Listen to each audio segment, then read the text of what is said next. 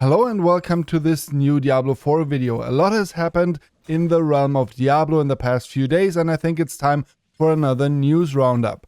So let's check out some of the coolest articles I found on the internet, on social media and Reddit, and we'll start with one post on Reddit that lets you really appreciate how far Diablo has come in the past 10 years. When you see that side-by-side comparison, you can really enjoy the graphics in Diablo 4 and how detailed everything looks, and I'm really excited what we will see past Act 1 when the game finally releases in just a few days. The amount of detail is really astonishing and I can't wait to see everything the game has to offer. If there's one thing you can say about Diablo 4 is that it doesn't look really pretty. Next up, I found a post on Twitter which I think really describes pretty good how new players to Diablo feel about seasons. Mazikeen wanted to know, new to Diablo, help me understand. I make a character, level it up, then a season comes out and I start a completely new character. Level up that character, then delete it when a new season comes out. Why not just use my main character? Seems repetitive and time wasting. Global Community Development Director Adam Fletcher has the answer. The seasonal character doesn't delete, it just moves to the Eternal Realm, which is where non-seasonal characters are. So there you have it. You can always use your seasonal character after the season ended, just in the Eternal Realm. You won't lose your character at all. But Yandine wanted to know, I just read an article on a gaming site that said we'll lose all items at the end of a season. Could you please confirm if this is true or not? Adam Fletcher didn't answer the question right there, but I found another post on Twitter which gives some more information on this topic. So Relics wanted to know, I found this article at videogamer.com. Does this mean all items we found within a season do not carry over to the main campaign?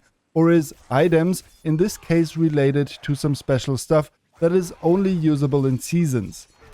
The article says, having a clear message and theme all synced together to tie together a season in Diablo 4 makes a lot of sense, as these individual seasons won't be replayable once they're over.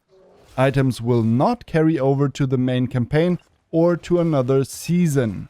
And Associated Game Director Joseph Pipora goes ahead and answers, only the special stuff only found in seasonal mechanic content. So there you have it. All your loot and everything you get on that character will transfer over as long as it's not tied to the seasonal mechanic content. And while we're on the topic of debunking false information, here's another article that Geralt found on Twitter where it says players may be forced to take a break from slaying demons for a day or two before the official launch on June 6th. And obviously he can't believe it. He says, wait, what? No, never. You can't make me. And General Manager Rod Ferguson goes ahead and confirms, that's incorrect, early access does lead into launch as per my pinned tweet. So there you have it, you won't be forced to pause playing Diablo 4, it carries right over from early access into launch. In one of my recent videos I've been talking about how you will eventually out-level monsters in Diablo 4 when you stay on World Tier 1 and World Tier 2.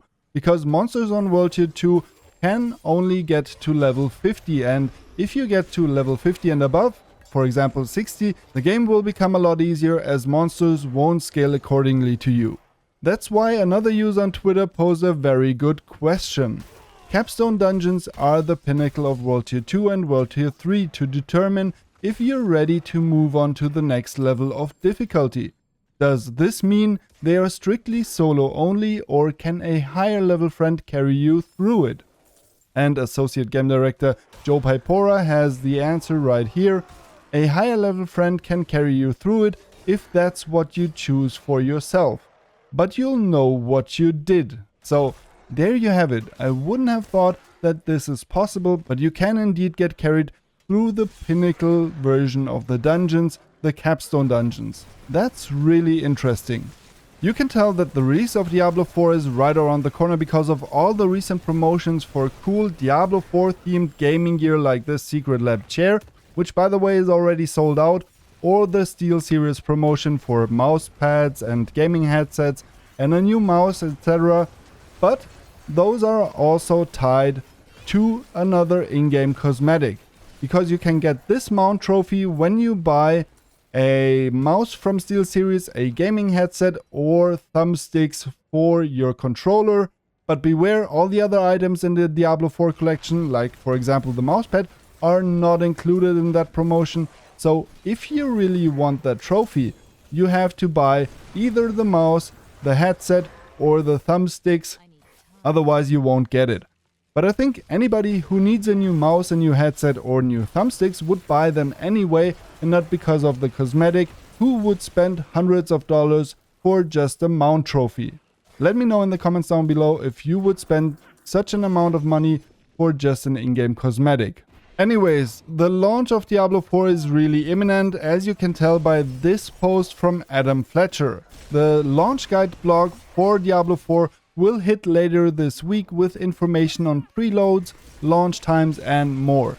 D4 will be in players' hands next week. Yeah, and I really can't wait. I'm counting the days already. It's just a few days until early access, and I'm eagerly awaiting the day when I finally will be jumping headfirst into the campaign of Diablo 4. And I found another post on Twitter that I wanted to share with you just because it made me smile. So check out this post from Rod Ferguson. Well, my controller design just arrived, so I'm ready for early access in 10 days. And he goes on and shows off his Xbox Elite controller, which is really nice. But a user on Twitter said, "Rod, that is one beautiful controller. That is a beautiful shape, but I don't know if you know this, but did you know Diablo means devil in Spanish?" And Rod Ferguson just says, "What?" I don't know. This made me smile and chuckle, so I wanted to share it with you. And here's another one for the lols. I think all you Zelda players who try to squeeze in as much time in Zelda before the launch of Diablo 4 can really relate. Check out this great question from Chronix on Twitter regarding cinematics. Are cinematics gonna be unlocked again for PC at release, or are they gonna be stuck at 28 to 30 frames per second? Because for me it made all the cinematics stutter and look worse. And Rod Ferguson goes ahead and clarifies, "I believe that's now an option where you can decide to lock them or not." And I think that's a really good piece of information, because it always makes me sad when you play a game with 60 frames or above and then a cinematic plays and you feel like, oh, we're back in PS4 times or something like that. And I think that's a really good thing that you can unlock them in Diablo 4. Now we've got some cool information for all you theory crafters or everybody who wants to get to know their class a little bit better before launch. Julian on Twitter wanted to know, the sword community needs to know, are frozen enemies also chilled? If you apply enough chill to freeze a target, are they considered both chilled and frozen, or just frozen? Do chilled modifiers also apply to frozen? And Joe Pipora has the answer on this. Frozen enemies are considered chilled. Then there is another follow-up question. Do bosses have stagger cap, or do they build resistance being staggered somehow? Thinking about viability of damage to chilled or frozen in boss fights. Joe Pipora goes ahead and answers also that it does get tougher to stagger bosses repeatedly.